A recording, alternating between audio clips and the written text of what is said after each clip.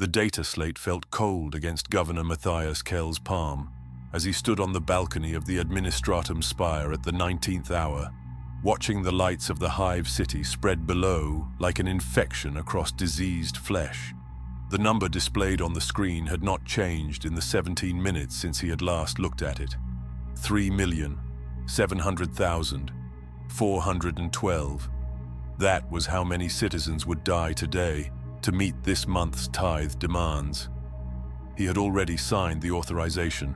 His handwriting on the digital approval had been steady, the letters formed with the same practiced precision he used for every other administrative function. His hands no longer shook when he signed such documents. That was the horror he could not name, not even in the privacy of his own thoughts. Not that he must make these choices, but that he had learned to make them without feeling. The mathematics had become simple over the years. 3,700,412 deaths today meant 14,600,000,000 continued existences tomorrow. The equation balanced. The tithe would be met. The Imperium would continue its eternal war against the darkness pressing in from all sides. Varsavia Prime would remain in compliance, and compliance meant survival. Survival meant more death. The cycle turned without end. He lifted his recaf cup to his lips and drank. The liquid was lukewarm, bitter, and tasted exactly like ash. He could not remember when the distinction between the two had faded, when the stimulant beverage that sustained him through endless days had become indistinguishable from the taste of burning that never quite left his mouth. Perhaps it had always tasted this way. Perhaps he had simply stopped noticing the difference between sustenance and poison, between duty and damnation. The lights below flickered in patterns he had learned to read like a language. That section there, where the lumens burned brighter than usual, marked the manufactorums running their third consecutive shift without rest. The darkness spreading through the eastern quadrant represented the habitation blocks he had ordered sealed after the plague outbreak. 14,000 souls quarantined to save 14 million. The rhythmic pulse of light in the southern districts showed the Arbites conducting another sweep for sedition, their shock mauls and suppression shields glinting in the artificial dawn of street lumens as they processed another batch of malcontents into the penal legions. He knew every number, every statistic, every resource allocation that kept this world functioning. 14,600,000,000 citizens, 473,000 manufactorums, 7 hive cities, 212 million tons of munitions produced monthly, 6 million conscripts tithed annually to the Imperial Guard, 12,000 new births daily, 19,000 deaths from natural causes, and today, 3,700,412 deaths from administrative necessity. Matthias could not remember the last time he had truly slept. There was only the shallow unconsciousness that came between one crisis and the next, those brief hours when his augmented physiology shut down certain functions to preserve others. Even then, his dreams were filled with numbers, scrolling endlessly across the inside of his eyelids like data streams that could never be fully processed. Population projections, resource depletion rates, casualty estimates, tithe assessments, the mathematics of survival written in statistics of death. The wind that rose from the hive below carried the smell of promethium exhaust and corpse starch processing. He breathed it in without reaction, his olfactory senses long since adapted to the reality that every breath on a hive world contained particles of human ash.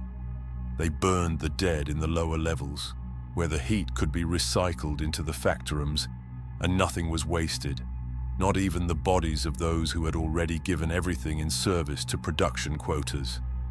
He finished his recaf and set the cup down on the balcony rail.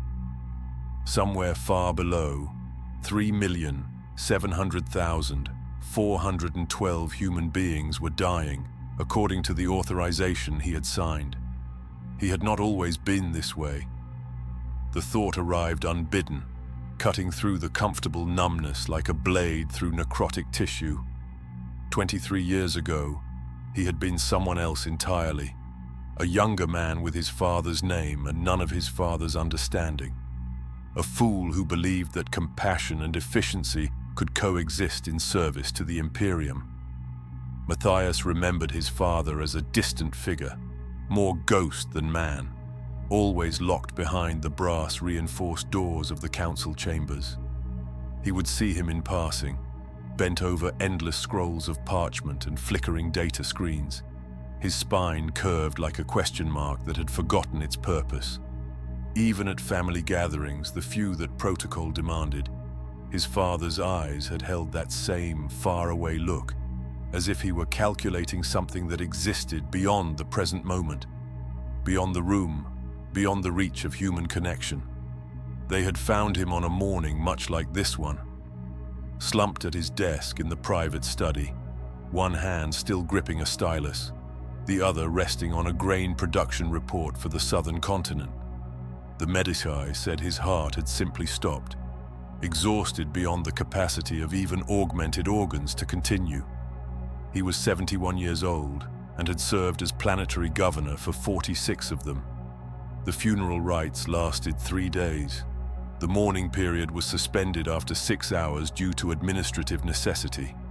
There were quotas to meet, tithes to organize, a world of 14 billion souls that could not pause its function simply because one man had died from the weight of keeping them alive. Matthias inherited everything in that moment, not just a title, not just the Administratum Spire with its endless corridors and ancient throne, but the planet itself.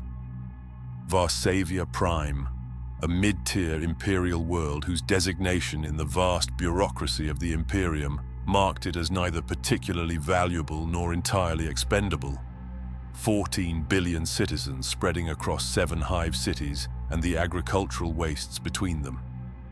473,000 manufactorums producing munitions, processed food, textiles and machine components.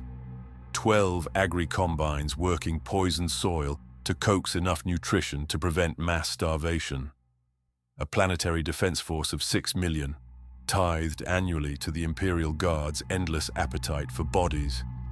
He remembered standing in the throne room for the first time as governor, surrounded by advisors and officials whose names he had not yet learned, and feeling something that he would later recognize as the last moment of his innocence. He had been 32 years old, young by the standards of imperial governance, idealistic in ways that made the older administrators exchange knowing glances when they thought he was not watching. He had believed, with the certainty that only the naive possess, that he could be different, better, more humane than his father had been. He would care for his people, truly care for them, not simply manage them like resources in an inventory ledger. He would improve working conditions in the manufactorums, reduce the mandatory shift lengths, increase food rations, invest in medical facilities and educational programs. He would earn their love rather than simply command their obedience through fear and necessity. He would prove that compassion was not weakness, that a governor could serve both the Imperium's demands and his people's needs. The advisors had listened to his plans with expressions that ranged from pity to amusement. The administratum officials had nodded politely and filed his reform proposals in drawers that would never be opened again. The Arbeits commander had offered a thin smile and assured him that the enforcers would be ready when his idealism met reality. Only the eldest among them, a woman named Callisthene, who had served his father for 3 decades, had spoken truth to him. She had waited until they were alone, until the throne room had emptied of all others. Then she had approached his seat of governance and looked at him with eyes that held 40 years of accumulated sorrow. "Your father made the same promises," she had said, her voice carrying the weight of prophecy already fulfilled. "He believed the same things you believe now. Give yourself 3 years. Then we will speak again about compassion and governance." He had dismissed her words as cynicism born of too many years in service to a system that ground down hope like grain under millstones. 3 years. He had not needed even that long. The imperial tithe assessors arrived during the 18th month of his governance, their shuttle descending from the orbital station with the inevitability of an execution warrant. They were not men, not really. More like walking calculations wrapped in red robes and augmetic enhancements that whirred and clicked with each movement. Their skin, what little of it remained visible beneath brass implants and sensor arrays, held the pallor of those who had replaced so much flesh with machine that they existed in the liminal space between human and servitor. Matthias received them in the administratum hall with all the ceremony that protocol demanded. Incense burned in brass censers, filling the vaulted chamber with smoke that could not quite mask the smell of sacred oils and elderly parchment. The lead assessor, a figure whose designation was Magos Tithemaster Vent Corps, moved with mechanical precision to the center of the room, his optical implants scanning every surface, every scroll, every data screen with the dispassionate efficiency of a machine cataloging inventory. For 6 days, they examined everything. Production figures spanning the previous 5 years. Population statistics broken down by age, capability, and genetic health. Resource extraction rates from the agri-combines and mining operations. Mortality projections. Birth rate trends. Food consumption averages. Energy output from the plasma reactors. Munitions production compared to sector standards. Every number that defined Varsavia Prime's contribution to the Imperium's endless war machine was pulled from archives, analyzed, and measured against quotas that had been calculated by administratum officials on Terra who had never seen this world and never would. On the 7th day, Vent Corps delivered his conclusion with the mechanical precision of a servitor reading from programmed memory banks. Varsavia Prime's tithe designation was being adjusted to compensate for losses in the neighboring Hadron sector, where 3 worlds had fallen to Xenos incursion, and 2 more had been declared perdita following failed rebellions. The shortfall in production must be redistributed among surviving worlds.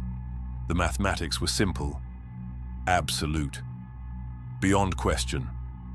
Varsavia Prime's tithe would increase by 47%. Effective immediately. Matthias had felt something cold settle into his chest as the words echoed through the administratum hall.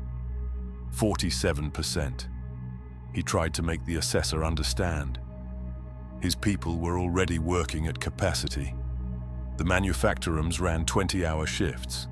Food riots had erupted just last year when grain shipments were delayed by warp storms, requiring Arbite's suppression that killed 4,000 citizens in the lower hives.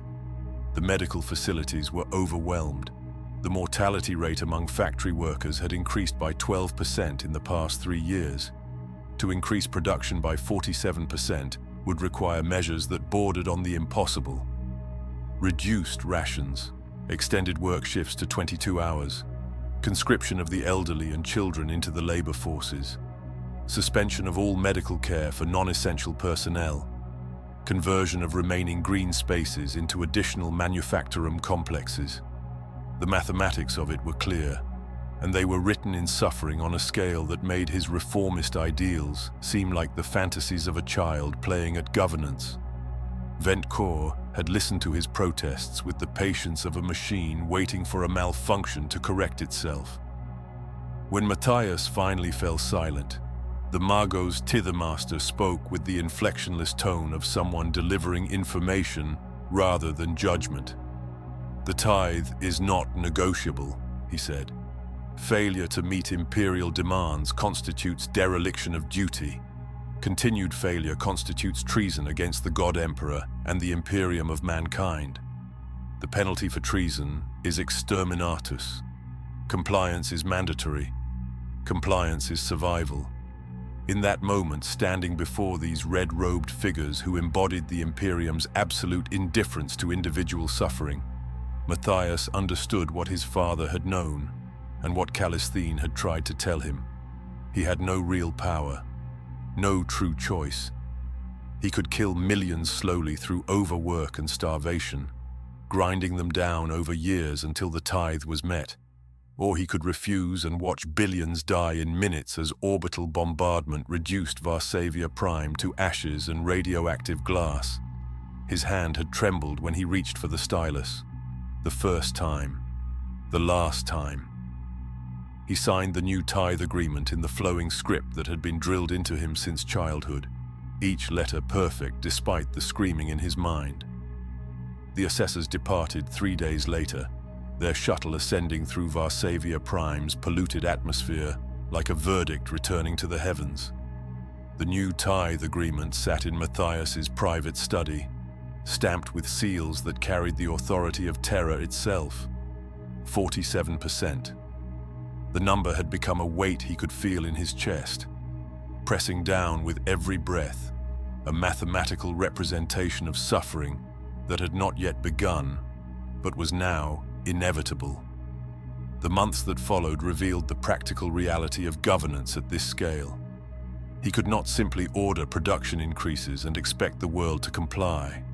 The machinery of suffering required orchestration, precision, efficiency. Every decision cascaded into 1,000 subsidiary choices, each one measured in human cost. Food rations dropped from 1,000 calories daily to 700, calculated to maintain basic function while freeing up agricultural output for tithe shipments. Work shifts extended from 20 hours to 22, squeezing 2 additional hours of productivity from bodies already operating at the edge of collapse. The mortality rate among factory workers increased immediately. They died at their stations, collapsing over assembly lines and grinding mechanisms, their bodies carried away by servitors while their positions were filled within the hour. The Medici facilities reported a 43% increase in cardiac failure, malnutrition-related diseases, and industrial accidents. Matthias read these reports in his chambers each evening, the data scrolling across screens that seemed to multiply with each passing week. Birth rates had to be increased to replace the dying. Simple mathematics. He signed mandates requiring all women of childbearing age to produce at least 3 children or face reassignment to penal labor battalions.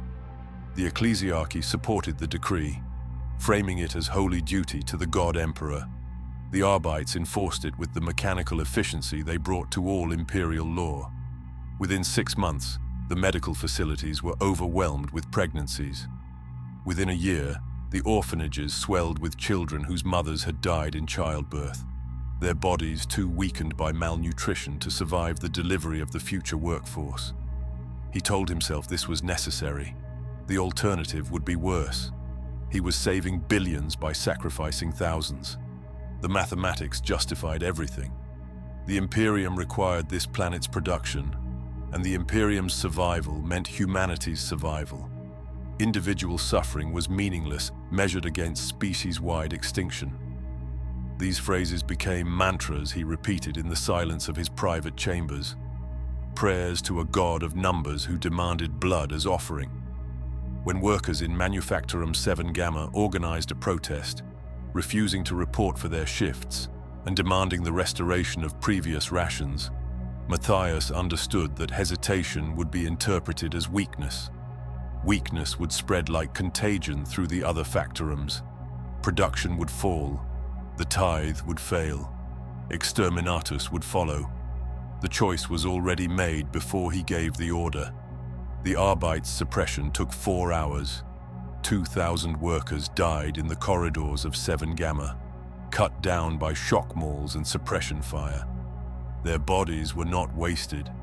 The corpse starch processing facilities received them within hours, grinding flesh and bone into protein paste that would offset the reduced grain harvest. Matthias signed the authorization for processing without reading the details. He had learned not to dwell on specifics. Numbers were cleaner than names, statistics more bearable than faces. He noticed changes in himself that he could not quite name but felt with the certainty of physical transformation. He no longer learned the names of his advisors, seeing them only as functions: production coordinator, security liaison, tithe administrator.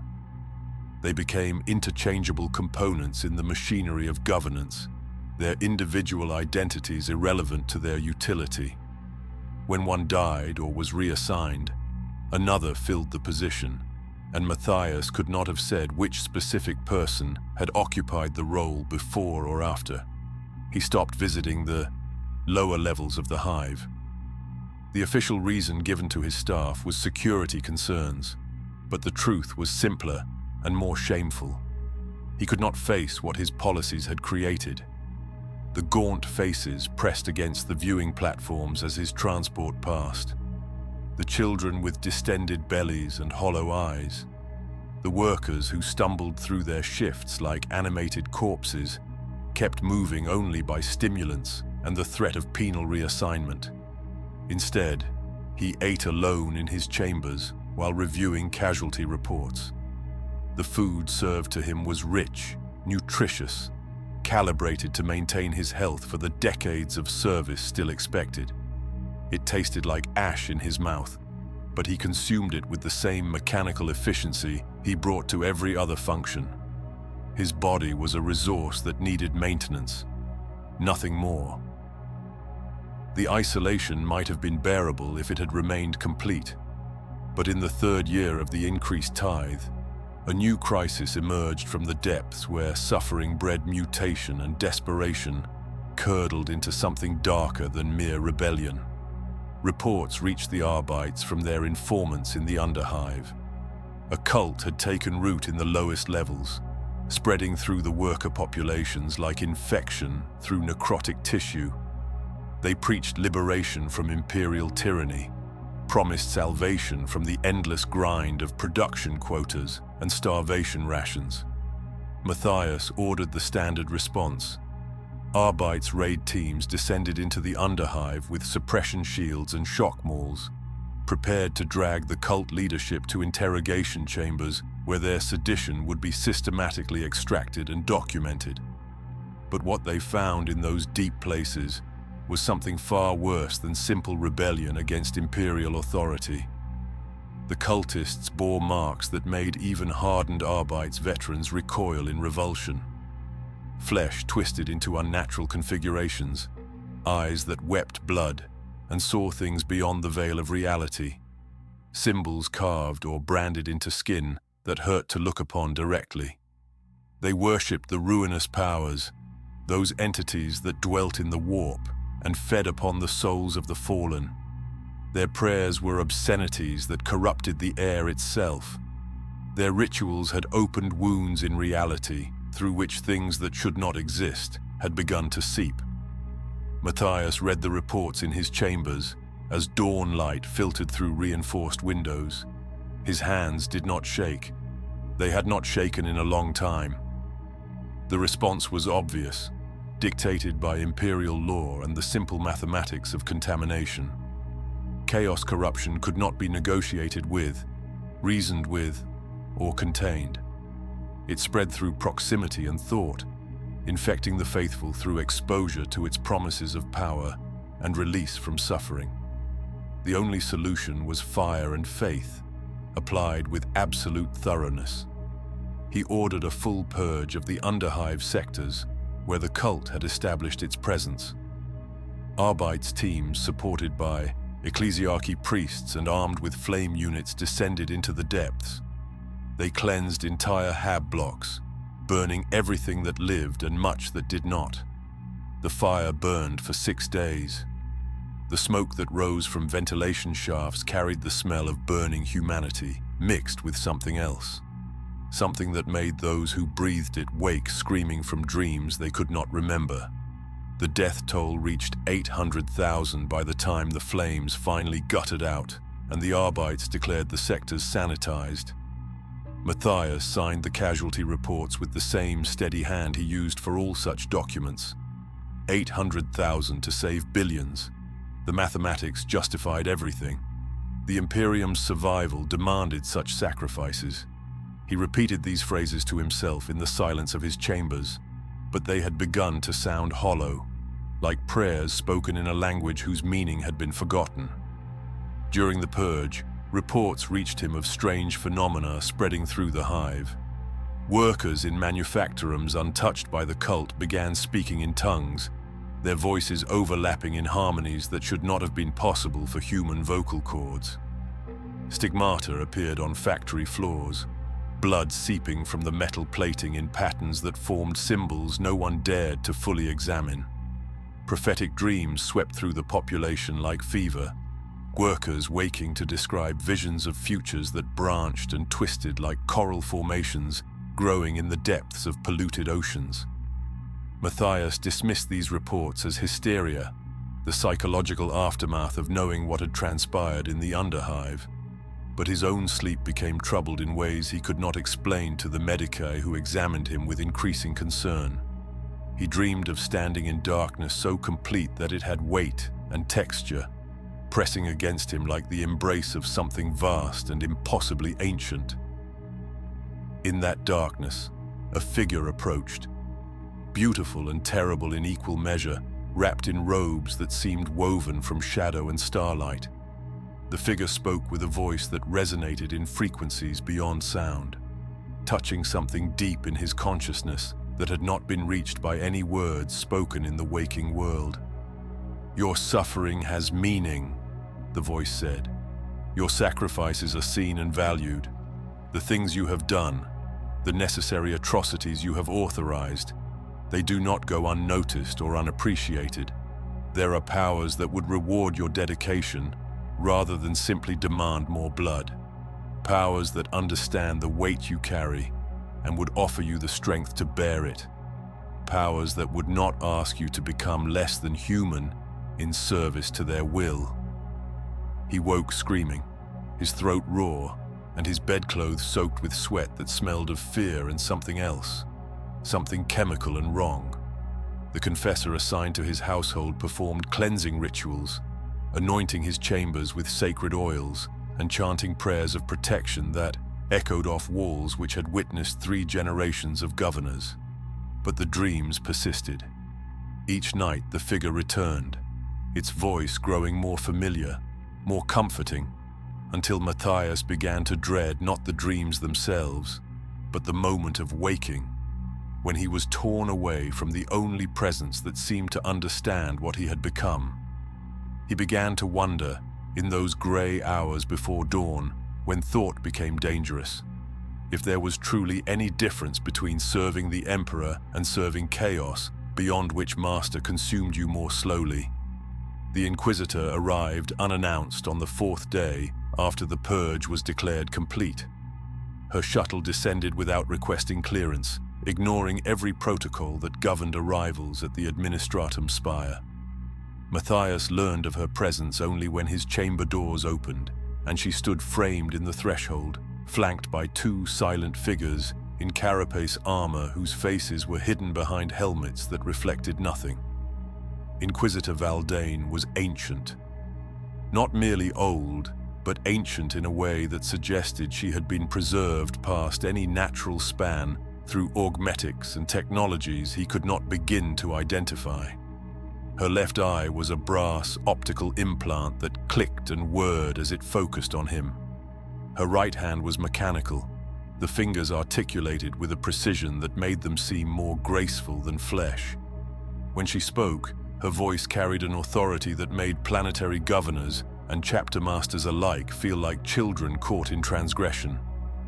"I am here to investigate the cult activity in your underhive," she said, "and also to investigate you. The two are often connected."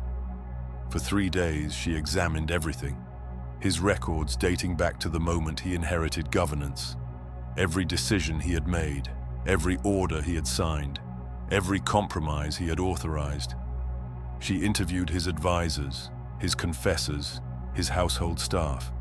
She reviewed casualty reports and production figures. She walked through the administratum halls at hours when she thought no one was watching, though Matthias could track her movements through security feeds. could see her studying him through cameras he had thought were discreet. On the evening of the third day, she summoned him to a meeting in chambers she had appropriated for her private use. The room was warded with symbols he recognized from ecclesiarchy texts, protections against things that listened in the spaces between thoughts. When he entered, she gestured for him to sit across from her at a table that had once belonged to his father. "You have been dreaming," she said.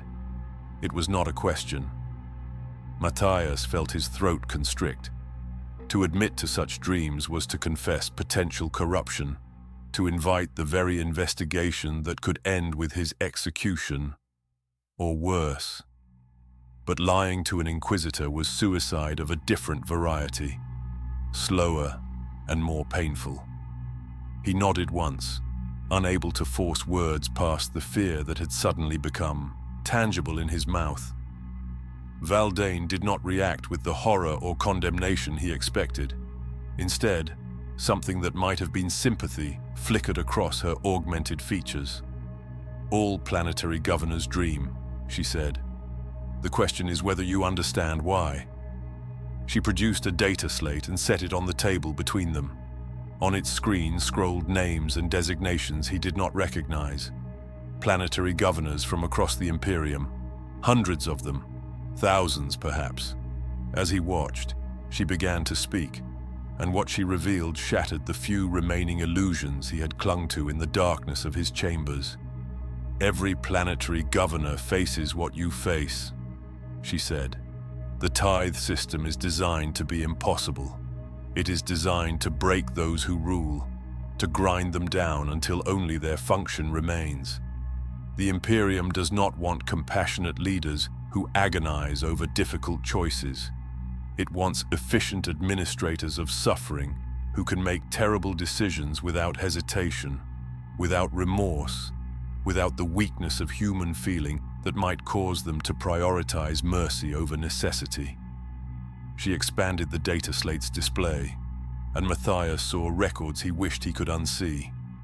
Governors who had refused to meet tithe demands and watched their planets burn from orbit. Entire populations reduced to ash because one man could not become the monster his position required. Governors who had gone mad from the weight of their choices, found in their chambers speaking to people who were not there or carving calculations into their own flesh with ceremonial knives. Governors who had fallen to chaos, seeking in the promises of the ruinous powers, some escape from the burden of what they had been forced to become. And then Valdane told him the truth that carved itself into his consciousness like a brand heated in holy fire. "Your father did not die of exhaustion," she said, her mechanical eye clicking as it focused on his face with surgical precision. "He requested the Emperor's peace after 50 years of service. He could not bear another day of what he had become. The Medici administered it in his study, made it appear natural so that you would not carry the shame of his choice. He died by his own will, Governor Kell, because continued existence had become a punishment worse than the Emperor's judgment." Valdane leaned forward, and in the light of the chamber's lumens, Matthias could see that her human eye held something that might have been pity or might have been recognition. "I ask you now what I have asked 47 planetary governors before you. Are you strong enough to continue bearing this weight? Or do you require the same mercy your father sought?" Matthias sat in silence for what might have been moments or hours. He thought of the 3,700,412 who had died that day. He thought of the 800,000 burned in the purge. He thought of all the choices still to come, the endless procession of necessary atrocities stretching into a future measured in decades. And he thought of the alternative: peace, release, an end to the calculations that had replaced his thoughts and the numbers that had replaced his dreams. He chose to continue, not from strength or duty or faith in the Emperor's plan. He chose to continue because some part of him, the part that had not yet been consumed by function, understood that seeking escape would be the final betrayal of everyone who had already died by his authorization. Their suffering would become meaningless if he abandoned his post. The mathematics of guilt demanded that he endure. But now he understood the truth Valdane had revealed. He was not governing Varsavia Prime. He was being slowly consumed by it. The years that followed proved her words with the weight of accumulated evidence. Matthias could no longer distinguish one crisis from another. They blurred into an endless procession of impossible choices, each one leaving its residue of death and necessary suffering. A plague outbreak in the Eastern Hive required quarantine of 12 million citizens to prevent spread. He sealed the districts with Arbites enforced barricades and let them die behind walls of ceramite and enforced silence rather than risk the plague reaching the manufactorums. Production could not stop. The tithe could not fail. 12 million deaths over 6 weeks measured against the potential extinction of billions. A Xenos raid struck at the agri-combines in the southern wastes. The Planetary Defense Force was insufficient to mount adequate response. He conscripted every able-bodied citizen between the ages of 15 and 45, knowing from statistical analysis that 90% would never return. The Xenos were driven back. The farms were saved.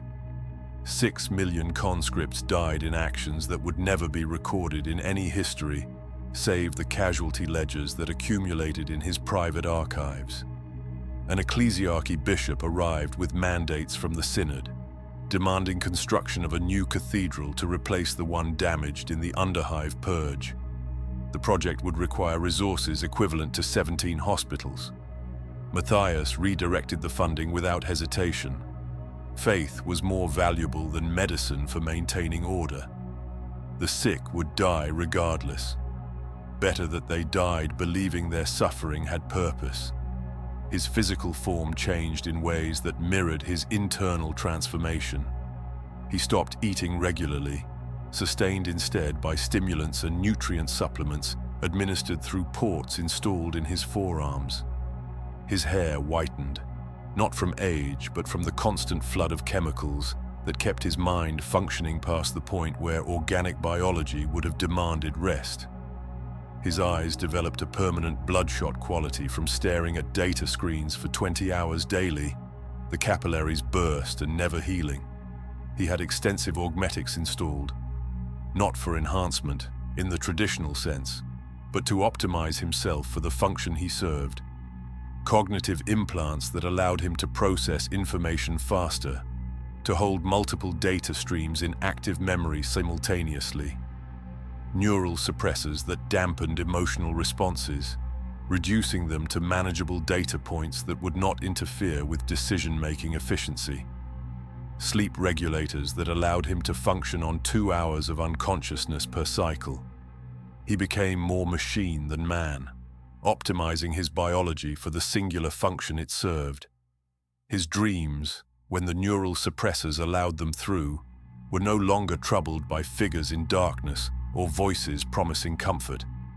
They were filled entirely with numbers, population figures scrolling in endless columns, production quotas represented as geometric shapes that folded and unfolded according to mathematical principles he understood but could not name.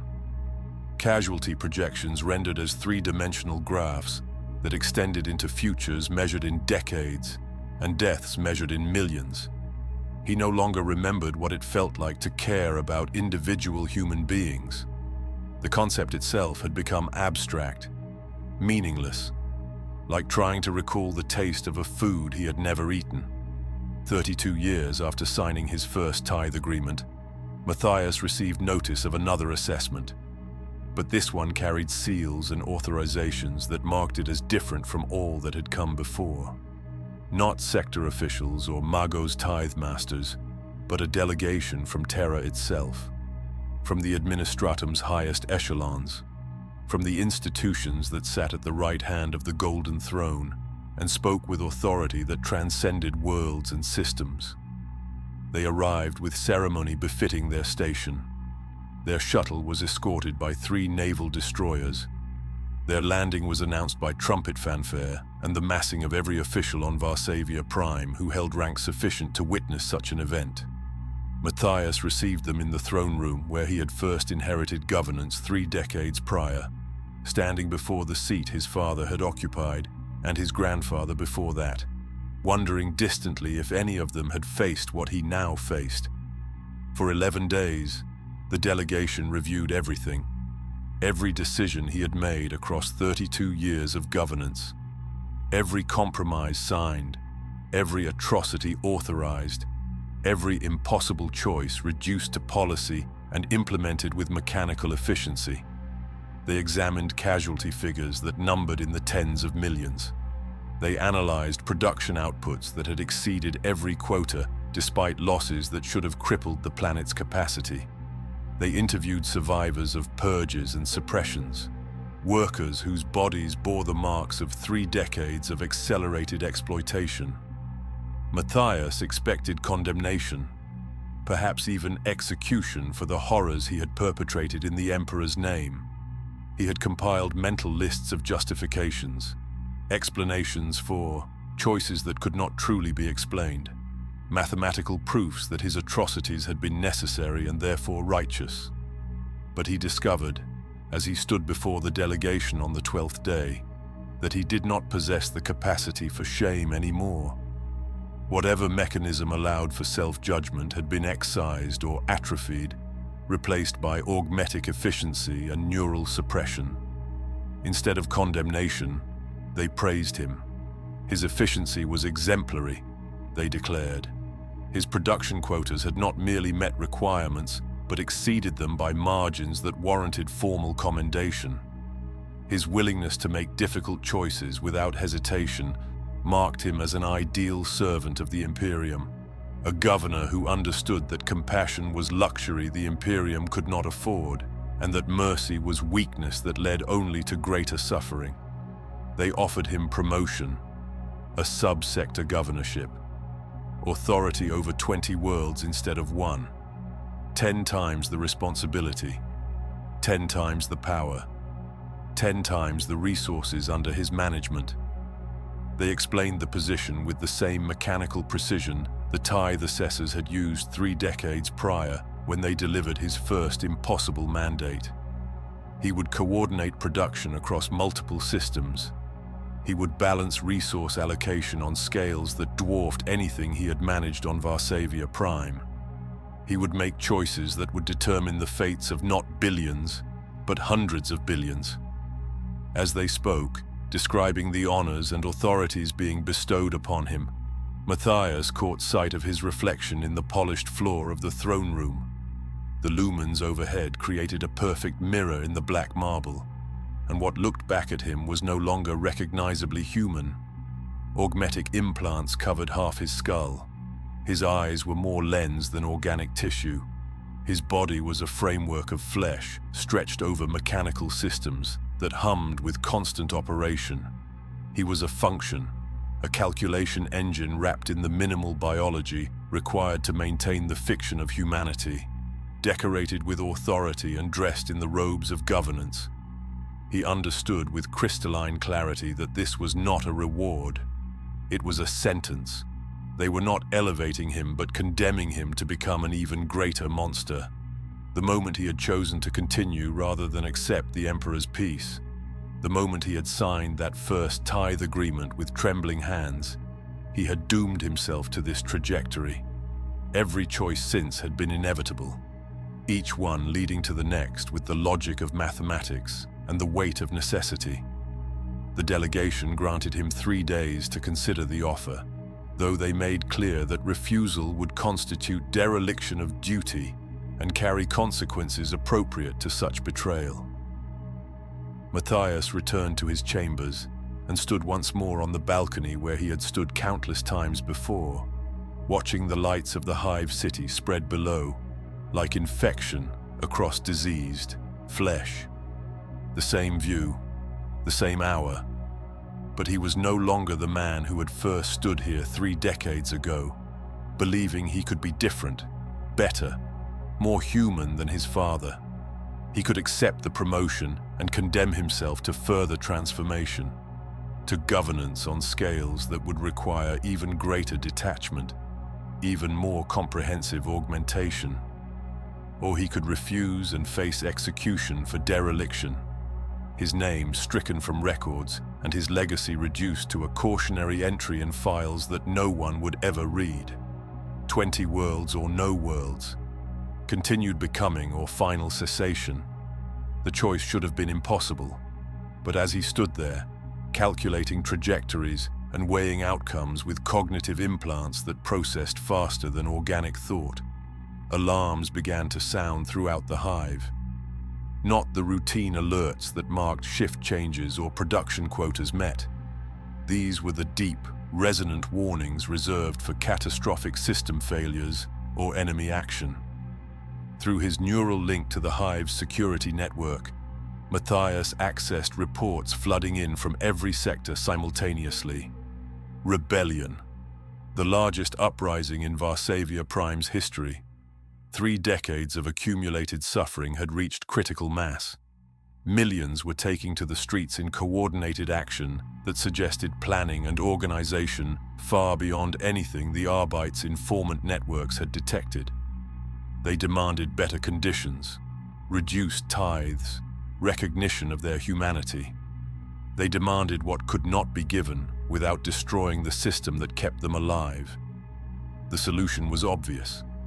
Matthias saw it with the clarity that augmented cognition provided, the answer arriving fully formed before conscious thought could even frame the question. Orbital bombardment of the rebellious sectors. 14 million dead in the initial strikes. Production would be disrupted for perhaps 3 months while rubble was cleared and new workers imported from off-world penal colonies. Acceptable losses measured against the alternative of allowing rebellion to spread, of production failing, of the tithe going unmet and exterminatus rendering all suffering meaningless. His finger hovered over the authorization rune on the data slate that connected him directly to the orbital defense platforms. In this moment, suspended between one decision and the next, Matthias experienced something he had not felt in years. Perfect clarity. Not the manufactured clarity of augmented cognition or neural suppression, but genuine understanding of what he had become and what he would always be.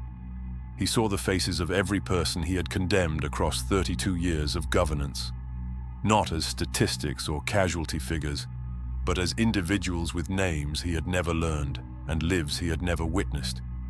3,700,412 from that first day, 800,000 in the Underhive Purge, 12 million in the Plague Quarantine, 6 million in the Xenos War, thousands more in suppressions and examples and necessary demonstrations of authority. All of them real, all of them dead by his authorization, all of them justified by mathematics that proved nothing except his willingness to make such calculations. He understood that there was no redemption possible for what he had become, no absolution that could balance the weight of accumulated atrocity, no emperor's peace that could grant him rest from the knowledge of what his choices had created. But he also saw the alternative with equal clarity. Billions dying in slow collapse if production failed, entire sectors falling to darkness without the resources Varsavia Prime provided, the Imperium weakened by one more failed world, one more governor who had chosen mercy over necessity and doomed everything he sought to protect. He pressed the authorization rune. The orbital platforms responded within seconds, their targeting systems acquiring coordinates with mechanical precision. 14 million lives ended in fire that burned hot enough to be visible from the spire's balcony. Bright columns of light descending from the heavens like the Emperor's judgment made manifest. The rebellion died in those flames, and with it died whatever remained of the man who had once believed compassion and governance could coexist. He accepted the promotion, not because he wanted power or sought greater authority, but because he had become the perfect instrument, incapable of choosing anything else. The delegation departed 3 days later, satisfied that they had identified another governor who understood what the Imperium required and possessed the necessary absence of humanity to provide it. 6 months later, Matthias stood in chambers that made his former throne room seem provincial by comparison, reviewing reports from 20 worlds that now answered to his authority. Each data slate contained the same impossible mathematics rendered on different scales. Too many mouths to feed. Too few resources to sustain them. Tithe demands that could only be met through calculated atrocity and systematic suffering. He processed them all with augmented efficiency, signing authorizations and resource allocations with hands that had long since forgotten how to tremble. On Varsavia Prime, production had resumed ahead of schedule. The rubble from the orbital bombardment had been cleared and processed, the useful metals reclaimed, and the organic matter rendered into fertilizer for the agri-combines. New workers had been imported from 3 neighboring systems, their arrival timed precisely to minimize production disruption. Within the year, output would exceed pre-rebellion levels. The mathematics had proven correct, as they always did. He no longer felt horror at the decisions he made daily. He had transcended horror, moved beyond it into a state of perfect function where emotion was data and suffering was simply another variable to be optimized. Sometimes, in the brief moments between one crisis and the next, he thought about the young man who had inherited Varsavia Prime 32 years ago. That person who had believed he could be better, kinder, more human than his father. That naive fool who had thought compassion was strength rather than weakness, who had imagined that love could be earned rather than simply being irrelevant to the machinery of governance. That person had died long ago, sacrificed to the machine of imperial governance just as surely as the billions who died in manufactorums and battlefields across 20 worlds that bore his authority. Matthias understood now what his father had understood, what Inquisitor Valdane had tried to make him see, what every planetary governor eventually learned through accumulated suffering. They were not rulers, but victims, not masters, but slaves, ground between the impossible demands of the tithe system and the endless needs of populations too vast to comprehend as anything more than statistics. The only difference between a planetary governor and a prisoner in a penal colony was that the governor's chains were made of responsibility rather than iron, and his cell was large enough to contain billions who would never know they shared his imprisonment. As he signed the death warrant for another 3 million citizens on one of his worlds, a minor suppression of labor unrest that barely warranted his attention, he lifted his recaf cup to his lips. The liquid tasted of ash, indistinguishable from the bitterness that had replaced all other sensations. He knew he would sign 10,000 more such warrants before his own death finally released him from service. Perhaps 100,000. The augmetics would keep him functioning for decades yet, optimizing his biology for continued service until some failure too catastrophic to repair finally granted him the peace his father had sought. This was the existence of a planetary governor in the Imperium of Man. Not power, but a special kind of damnation. An eternal sentence to become the instrument of necessary evils, to transform through accumulated atrocity into something that wore human shape but had forgotten human meaning. He was the Emperor's faithful servant, and that faithfulness had cost him everything that once made him human.